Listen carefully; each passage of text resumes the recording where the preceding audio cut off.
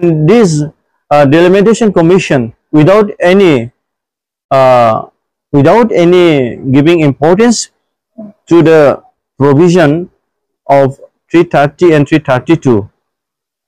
provided by the Constitution of India, they are delimiting this process.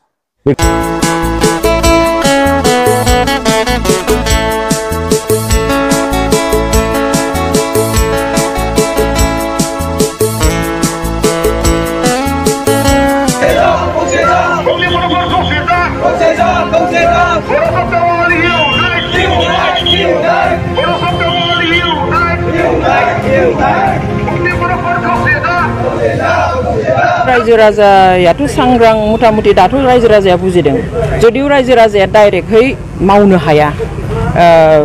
जों दा दिनै बेवहाय जिरायबाय गोबां संगठनफोर ज' जानानै बे गोबां संगठनफोरनि ज' जानानै जों सावरायनानै जोङो साजेशन एबा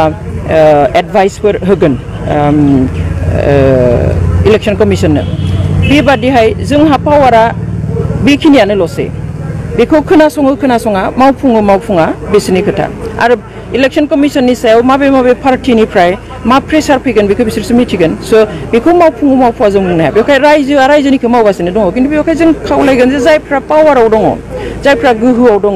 जायफ्रा फेर फाथिनानै बुंनो हायो जायफ्रा बिख'ना लानो हानाय थोंजोङै बिख'ना लानो हानाय गोहो दङ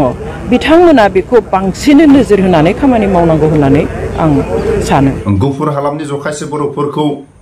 बोफ्ले आलदा जुदा खालायनायाव मानो थाखाय प्रमद बर'आ फंसेबो माथो होनो हाया मानो थाखाय प्रमद बर'आ फंसे माथो होनो हाया आबसुनि समाव सारनायाव गुफुर हालामनिफ्राय बाहागो लायाखै नामा बिलटिनि समाव सारनायाव बाहागो लायाखै नामा एनडिपिनि समाव सारनायाव गुफुर हालामनिफ्राय बाहागो लायाखै नामा मानो थाखाय जखायसे बर'खौ आलदा जुदा जखायसे बर'फोरखौ हमस्टिखौ आलदा जुदा खालायनानै थेर बेथेर खालायनाया बर'फोरखौ बेसेबां लोरजिया खालायदों बिनि सायाव मानो थाखाय प्रमद बर'आ फंसेबो माथो होनो हाया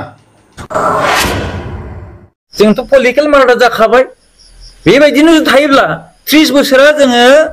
पलिटिकेलि जोङो जेबो मावनो हाला जों पलिटिकेल मार्डार जाखाबाय जोङो बेवहाय जेहेतु जों माइनरिटि जाबाय गहपुरावबो आरो बिहालावबो जेहेतु एससि रिजार्वेशन जाबाय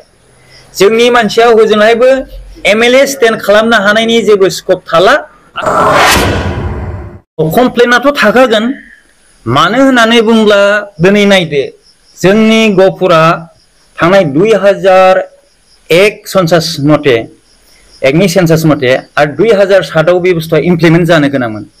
2007 आव इमप्लिमेन्ट जायोबा जोंनि गहपुर समष्टिया एसटि रिजार्वेशन मोनोमोन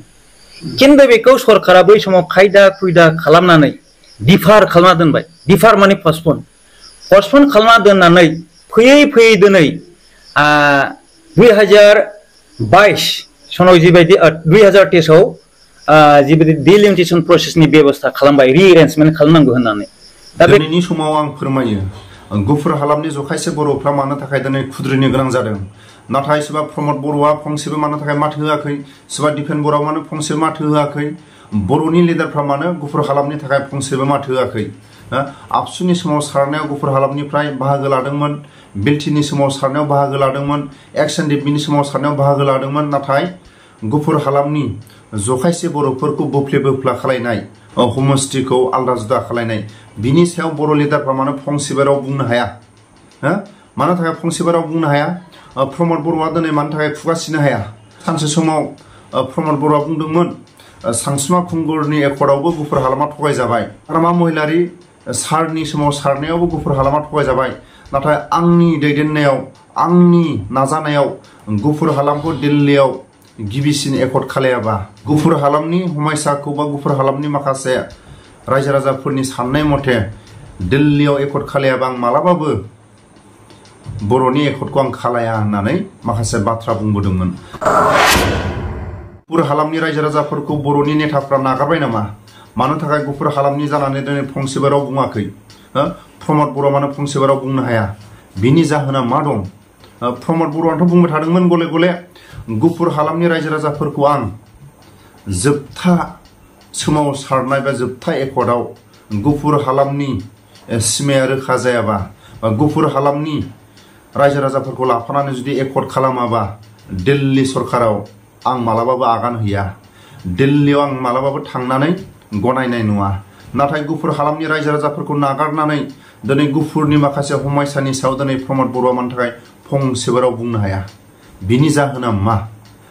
प्रमद बर'आ बुङा दिनै दिपेन बर'आबो फंसेबो राव बुङा आरो बर'नि नेताफ्राबो फंसेबो बुङा मानो थाखाय गुफुर हालामनि रायजो राजाफ्रा जखायसे रायजो राजाफ्रा अनलायनानै रायजो जाबोदोंमोन गुबुन हारिफोरजों न' बां गाग्लोबजानानै गुफुर हालामनि रायजो राजाफ्रा खौसेयै बा मोनसे हमस्थियावनो भटखौ होनानै बर'फ्रा एफा एनै सरखारनिफ्राय आदाय खालामनो हादोंमोन बर'फ्रा आसि थुनानै बाथ्रा बुंनो हानाय गोहो दंमोन दा दिनैनि समाव थुख्रा थुख्रा खालायनायनि उनाव बर' हारिया गुफुर हालामनि रायजो राजाफ्रा सोरबा एमएलए खौ आसि थुनानै बुंनो हानाय गोहो थागोना थाला बिनि सायाव दिनै प्रमद बर'आ मानो फंसे माथो होआखै